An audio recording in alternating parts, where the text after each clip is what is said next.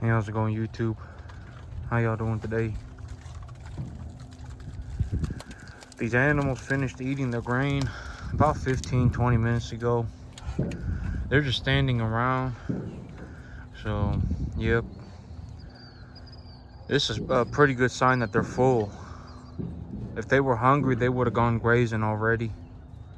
There's plenty of grass on this field. This grass, I am starting to see that it is growing in a little bit slowly. It's about time for this grass to get plowed. This grass has to get turned over. It's just been grazed on so frequently that this grass just it needs to get turned over, and I need to plant new seed. Like if I have a field of ryegrass and I cut it for hay, and if I cut it for hay 5, 6, 7 times, that field will start growing in slowly. It'll start growing back slower, because well, this grass, it's called an annual grass, and so the grass, it goes from growing vegetatively to seeding in 1 year. That's why they call it an annual grass. And so the lifespan, the genetic lifespan of this grass is about a year. So if it goes past a year, the grass has actually survived for longer than it was genetically intended to do so. And so it just kind of starts growing real slow. I've been looking around.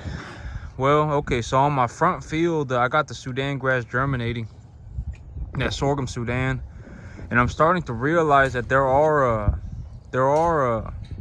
spots where it's just where the field wasn't level. The field was kind of bumpy, and where the field was kind of bumpy when it rained a whole lot, where it was kind of bumpy, the water went down into the kind of the lower areas, and it made the kind of bumpy field worse. The water actually kind of caved out a little bit of like a channel, and the water just drained down those channels. And so anywhere I got one of those channels, the seed washed away. And I also got a portion of my field that drowned. And so when I was taking a real hard look at everything that was going on, I initially was believing that I had about a 95% success rating on the seeding, but I've actually lowered that to about 80%. And so about 20% of the field is empty right now because of different situations. Some of it, the seed washed away from the water, and some of it actually drowned. I actually have portions of my field that were still underwater yesterday. There was still water pulled on top of the field yesterday. About 3 to 4 inches of water was pulled on top of the field yesterday. So in those spots where the water was pooled, I actually didn't have any grass growing in. And so I took a good hard look at the field, and my success rating for the planting was actually closer to 80%. And so I did plan for a what I call the potential calculated loss. And so I did have a bag of sorghum Sudan seed in my truck, and with a hand spreader, and I went over the field with the hand spreader yesterday, and threw seed out on the bare spots. But the birds are going ham for it right now, so I'm gonna just have to keep an eye on it, and I'm just gonna have to work on it throughout the year. I got about 5 to 10 pounds of that sorghum Sudan grass seed left, and so I'm just gonna have to keep working on it throughout the year. If once the grass starts growing in, if I got bare spots, I'll have to reseed it, which is perfectly fine. I am looking for something that to kind of level the field out a bit more with. I'd like to get the field a little bit more level, because I found that well, when it pours rain like that, so like if I got even a slight little bit of a ditch in a few areas, when it dumps rain real hard, the soil will kind of turn into like it'll turn like real soft, and it'll kind of start just moving around. And anywhere that there's a little ditch like that, like a little bit of a kind of like a channel, the water will go into it, and it'll kind of go whichever way it's going, I guess because of gravity, right?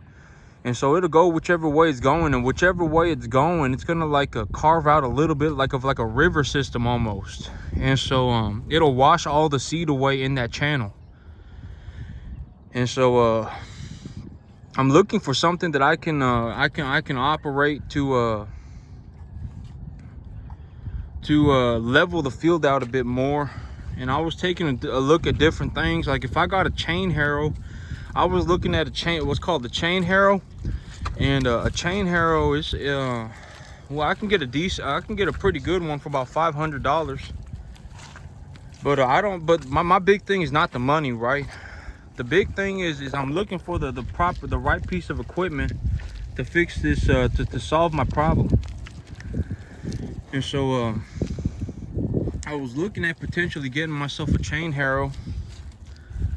I was even potentially looking at getting myself an arena drag, but I was gonna call this company, and well, it's called Arena Works.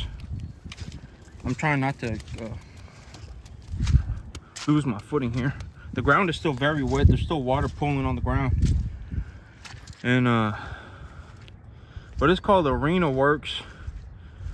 And they use there's called something called an Arena Works arena drag, and there's a few of them for sale around me. But from my understanding, those arena drags, they're made to level out like arenas, like where like those rodeo arenas, like where they just got sand on the ground, and they got like the horses and the bulls and stuff, and they're running around with them. That's what is made for. From what I understand, is made for flattening out arenas. And so I don't know if I can flatten a field with it, but I can call the company and ask, well, am I able to flatten an agricultural field with it? And my third thing that I was looking at was a hydraulically powered box blade, or a grader blade. And well, a chain harrow is going to cost me about $500. A box blade is going to cost me about $2,000, anywhere from $1,000 to $2,000. And then an arena drag is going to cost me like $5,000. But there is zero reason for me to. It's not like just throwing money at the thing and my problem gets solved. It's like I got to find the right piece of equipment. If I buy the $5,000 Arena Works arena drag, and I run it across my field and it doesn't work, that's a big problem. That means I just put $5,000 into something that doesn't work. And so well, I mean, I'm sure it does work, but it's not what I needed. And so I'm taking a look at different drags. I've decided, while I was looking through equipment, I've decided that anything that I'm going to get in terms of working the land, like plowing, etc., or plowing or seeding or anything like that, from now on, I'm only going to get things that fit on my big tractor. Because my big tractor, what I realized about my big tractor is that thing, it pulls stuff through the ground like nobody's business. I mean, like if I put a sweep plow on the back of that thing, even if I run it on 25% capacity at second gear, third gear, that thing will just go. I mean, it'll pull that implement through the ground like a hot knife through butter. It's just zero resistance. I mean, that thing, the tires are worn on it, and it's only got one set of tires, and that thing will just, it will still go. Like there is zero hesitation. That thing just hauls tail through even wet clay. It'll pull anything. And so from now on, I'm only going, if I'm going to look for something to work the land with, I'm only going to buy something that I can utilize on my big tractor. I ain't gonna buy anything for the small tractor anymore, because I found that even if it fits on the small tractor, the horsepower on it is too low for it to it gets stuck in the mud and it just doesn't pull very well, etc., etc.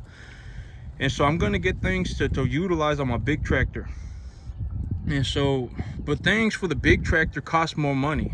Like if I was gonna buy something for the small tractor, it maybe cost me well, even if I bought something for the small tractor, it ain't really gonna work, because if there's anything wrong with the land, like if it's wet or if it's too heavy of a clay or like practically anything, the small tractor will have problems.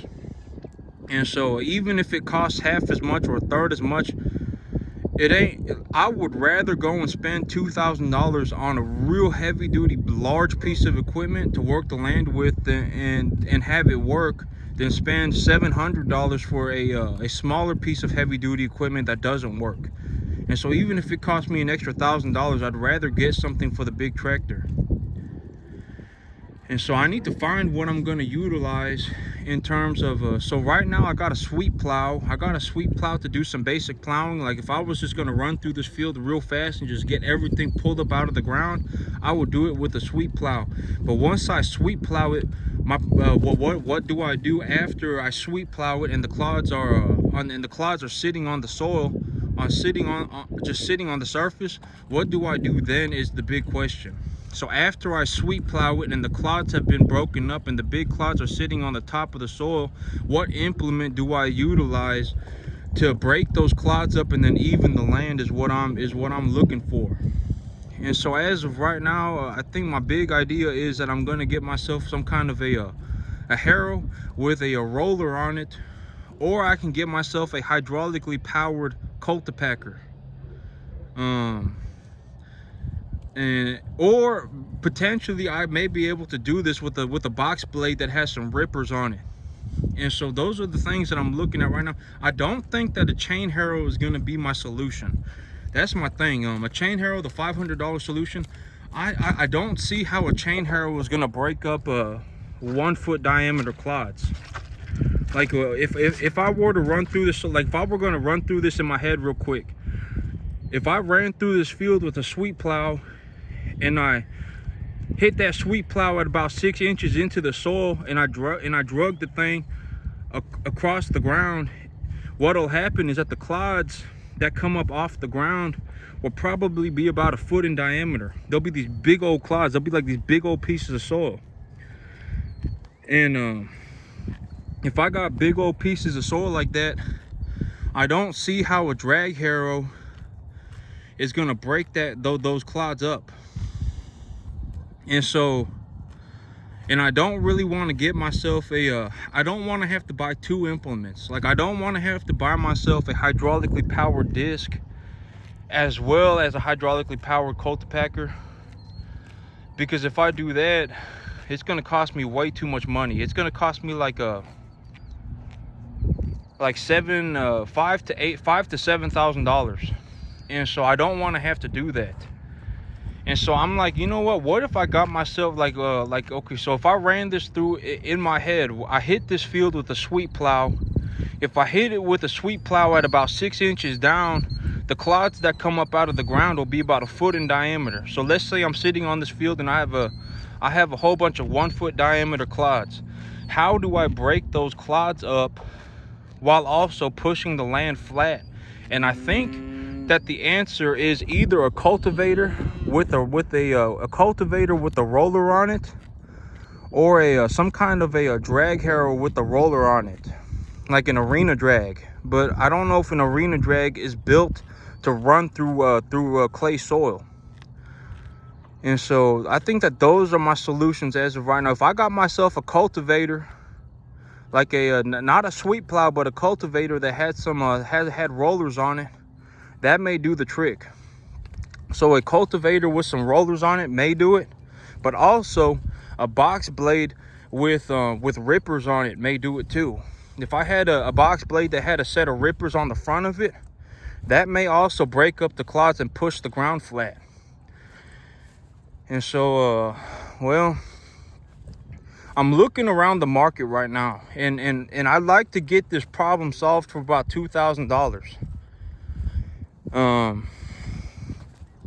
I found a lot of cultivators for $2,000 that have rollers on it, but they're huge. They're like 40 feet wide. And like if I went right now and I went with $2,000, I could buy myself a huge cultivator. Like, I mean, the thing would be I think the working width was like 44 feet, and it's gonna have all the cultivator heads on it, and it's gonna have the roller on the back and everything, but it's going to be massive. Like, I wouldn't be able to just drive with it on the back of my tractor through the gate. My gate is only 12 feet wide. And so if I did spend the $2,000 to buy myself the biggest cultivator I could buy like a 40-footer. But I've also the realistic price that I would be paying for a 10 to 12 foot cultivator with a roller on the back of it is about $500. And so if I bought myself like an old school cultivator, a 10-foot cultivator, a 12-foot cultivator that had a set of rollers on it, or a set of mulchers on the back of it, or even a drag on the back of it, I'd be paying about $500. And so but I mean, these old cultivators are usually, I'll have to work on them too, and so I'll have to fix them up. May have some teeth missing and stuff like that.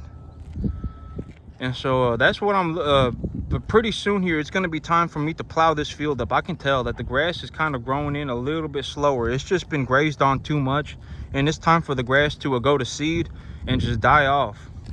But with the cattle continuously grazing it, the grass can't put on enough vegetation to go to seed. And so it just keeps trying to regrow the foliage, but it ain't coming back anymore. And so it's time for this grass to get plowed.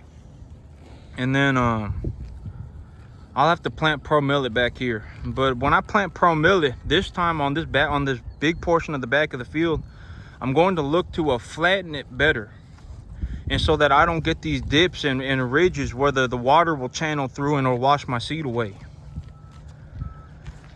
And so I got to get that problem solved. And realistically, I think I can do it for about I honestly think I can do it for about $750. I just got to really look at what's available, and make a good decision here. But that's it for me today, YouTube. Y'all have a good one.